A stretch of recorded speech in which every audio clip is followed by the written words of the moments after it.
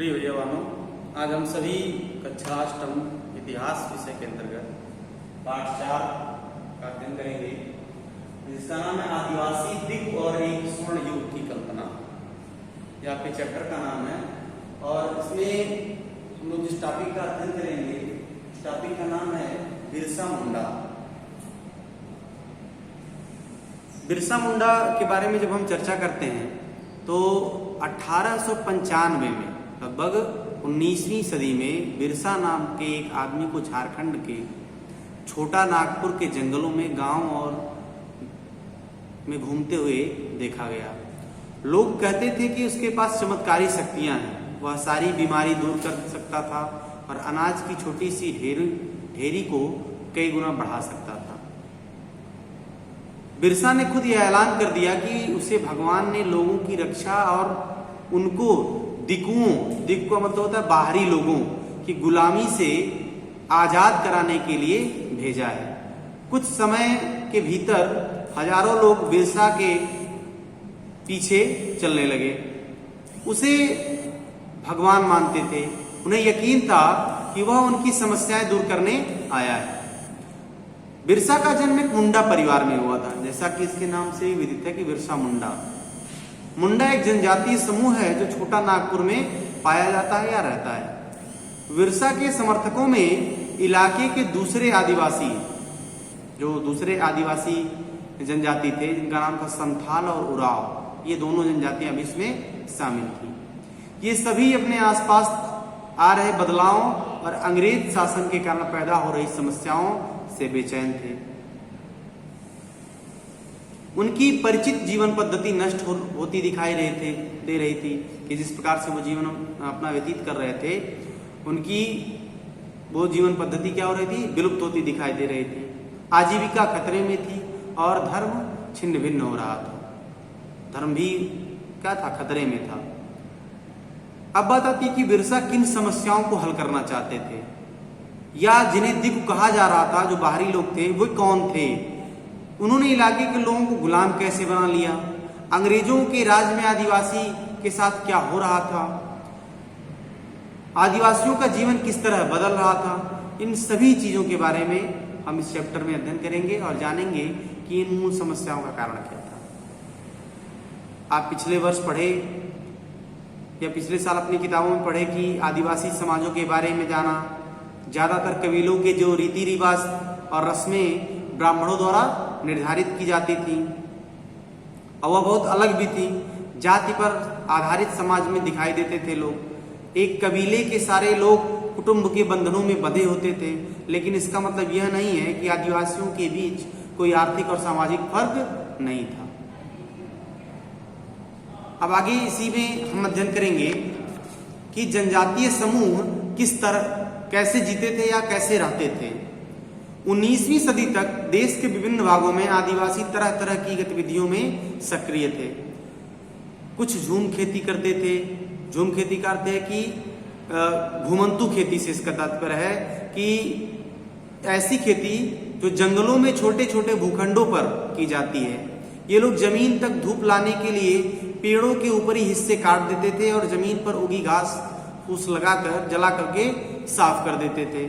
इसके बाद वे घास फूस के जलने पर पैदा हुई राख को खाली जमीन पर छिड़क देते थे। इस राख में पोटास होती थी, जिससे क्या होती थी कि मिट्टी उपजाऊ बन जाती थी। वे कुल्हड़ों से पेड़ को काटते थे और कुदालों से जमीन की ऊपरी सतह से वो खुरच देते थे। वे खेतों को जोतने और बीज रोपने की बजाय उन्हें बस खेत में बिखेर देते थे। जैसे आप गांव में सुने होंगे कि गेहूं बोया जाता है तो हाथ से उसको छींट दिया जाता है, ठीक है, तो इसको कहते हैं बिखेरना।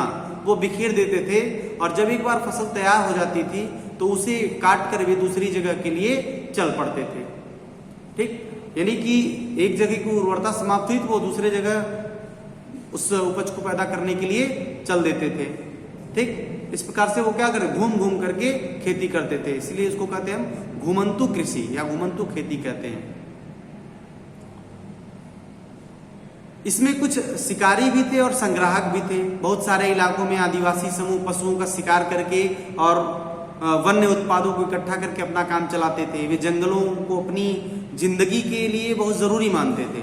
उड़ीसा के जंगलों में रहने वाला जो खोंड समुदाय इसी तरह का एक समुदाय था और इस समुदाय के लोग टोलियां बनाकर शिकार पर निकलते थे। जो हाथ लगता था उसे आपस में बांट लेते थे। वे जंगलों में मिले फल और जड़े को खाते थे। खाना पकाने के लिए वे साल और महुआ के बीजों विशेष रूप से के तेल का इस्तेमाल करते थे। इलाज के लिए वे बहुत सारी जंगली जड़ी बूटियों का इस्तेमाल करते थे और जंगलों से इकट्ठा हुई चीजों को स्थानीय बाजारों में बेच देते थे। जब भी स्थानीय बुनकरों और चमड़ा कारीगरों को कपड़े व चमड़े की रंगाई के लिए कुसुम और पलाश के फूलों की जरूरत होती थी तो वे खोंड समुदाय के लोगों से ही कहते थे कि वो उनकी आवश्यकता की पूर्ति कर दें। इन समुदायों को चावल और अन्य अनाज कहाँ से मिलते थे? तो कई बार चीजों की अदला बदली से काम चल जाता था। वे अपनी कीमत वन उत्पादों के बदले जरूरत की चीजें ले लेते थे। कई बार उन्हें जरूरी चीजें खरीदने के लिए अपनी मुट्ठी भर आमदनी का सहारा लेना पड़ता था। उनमें से कई लोग आसपास के गांवों में नौकरी भी करते थे। कोई बोझ ढोता था तो कोई सड़क निर्माण कार्यों में नौकरी करता था। सड़क निर्माण कार्यों में नौकरी करने से तात्पर्य है कि सड़क बन रही है तो उसके कामकाज को देखना या उसमें उस कार्य में संलिप्त होना। कई आदिवासी खेत मजदूरी करते थे। जब वन उत्पाद कम पड़ जाते थे तो आदिवासियों को मजदूरी के लिए ज्यादा भटकना पड़ता था। लेकिन उनमें से बहुत सारे समुदाय जैसे कि मध्य भारत में बैगा, ठीक है, औरों के लिए काम करने से कतरते थे। बैगा खुद को जंगल की संतान मानते थे और वो जंगल की उपज पर ही जिंदा रह सकती थी।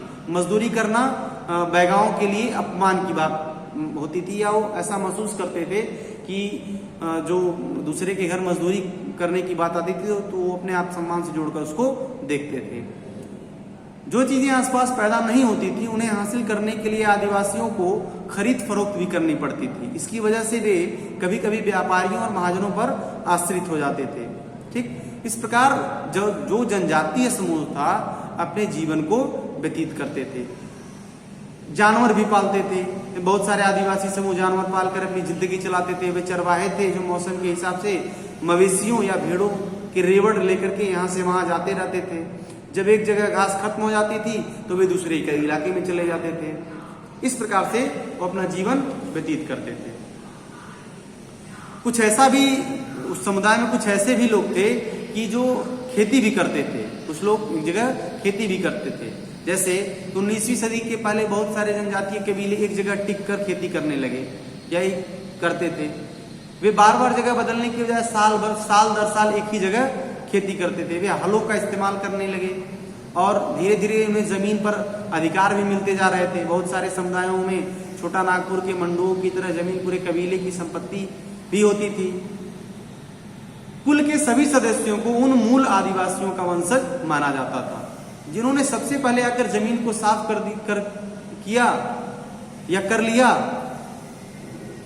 तो लिहाजा जमीन पर सभी का बराबर हक हो जाता था। मतलब जिस प्रकार से वो अपना किसी जमीन को साफ किए तो उस समुदाय की वो जमीन मान ली जाती थी। इस प्रकार से वो अपना जीवन व्यतीत करते थे। अब बात आती है कि औपनिवेशिक शासन से आदिवासियों के जीवन पर क्या असर पड़ा, कि जो ब्रिटेन की शासन सत्ता थी उससे आदिवासियों के जीवन पर क्या प्रभाव पड़ा और उससे उनके जीवन में बदलाव क्या आया। ब्रिटिश शासन के दौरान आदिवासी समूहों का जीवन बदल गया। आदिवासियों जैसे कि अंग्रेजों के आने से पहले बहुत सारे इलाकों में आदिवासियों के मुखियाओं का जो महत्वपूर्ण स्थान होता था, उनके पास औरों से ज्यादा आर्थिक ताकत होती थी और वे अपने इलाके पर नियंत्रण भी रखते थे। कई जगह उनकी अपनी पुलिस होती थी और वे जमीन एवं वन प्रबंधन के स्थानीय नियम खुद बनाते थे। काफी ब्रिटिश शासन के तहत आदिवासी मुखियाओं के कामकाज और अधिकार काफी बदल गए थे। उन्हें कई गांवों पर जमीन का मालिकाना हक तो मिल रहा था, लेकिन उनकी शासकीय शक्तियां छिन जा रही थी। जैसे कि किसी व्यक्ति के अधिकार क्षेत्र में कोई परिक्षेत्र आता है, लेकिन धीरे धीरे उसकी शक्तियां आदि यदि छीड़ हो जाएगी तो क्या होगा कि वो अपने आप को निर्बल समझने लगेगा। इस प्रकार औपनिवेशिक शासन काल में भी ऐसा ही जो आदिवासी थे वो महसूस करने लगे।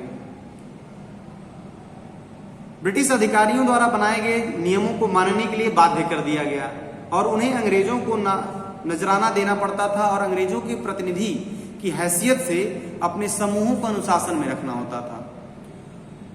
पहले उनके पास जो ताकत थी अब वह नहीं रही। पहले वो मुखिया थे लेकिन अब नहीं रहे। जो अंग्रेज कहते थे वही उनको करना होता था। उनके कामों के लिए उनको बाध्य होना पड़ता था। वे परंपरागत कामों को करने में लाचार हो गए।